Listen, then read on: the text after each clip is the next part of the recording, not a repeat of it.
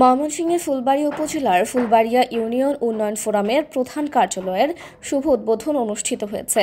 বৃহস্পতিবার রাতে আন্থারিয়াপাড়া বাজারে নতুন কার্যালয়ে এ উপলক্ষে সংক্ষিপ্ত আলোচনায় প্রধান অতিথি বক্তব্যে উপজেলা বিএনপির যুগ্ম আহ্বায়ক আমরুজ্জামান মীর আজাদ বলেন, ফুলবাড়িয়া ইউনিয়ন উন্নয়ন ফোরামের মাধ্যমে সমাজের অন্যায় ও অপকর্মের বিরুদ্ধে প্রতিবাদ করা সম্ভব হবে। এ সময় তিনি অত্র সংগঠনটি ইউনিয়নের জনগণের সেবা করে যাবে বলে আশা প্রকাশ করেন।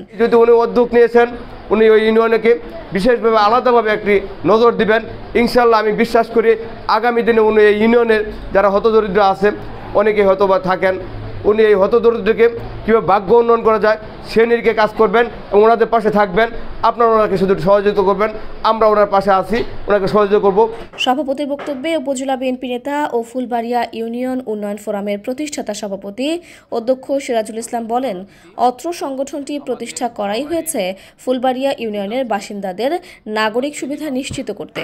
তিনি বলেন, এলাকার রাস্তাঘাট উন্নয়ন ও শিক্ষার্থীদের আধুনিকতা শিক্ষায় ভূমিকা রাখবে এই ফোরাম। আমরা এখান থেকে ইট সুটকি দিয়ে অন্তত যেন বর্ষাকালের আগে অন্তত মানুষ যেন গর্তে না পড়তে হয়, এটা ফুলবাড়িয়া উন্নয়ন ফোরাম এই ব্যবস্থা করবে ইনশাআল্লাহ।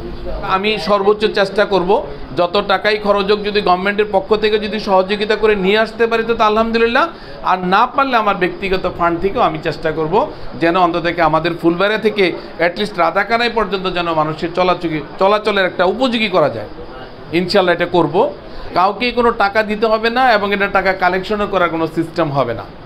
আমি নিজে আমার নিজস্ব অর্থায়নে এই কাজগুলো করব। এর আগে আনুষ্ঠানিক ফিতা কেটে কার্যালয় শুভ উদ্বোধন করেন অনুষ্ঠানের সভাপতি ও প্রধান অতিথি সহ অন্যান্যরা।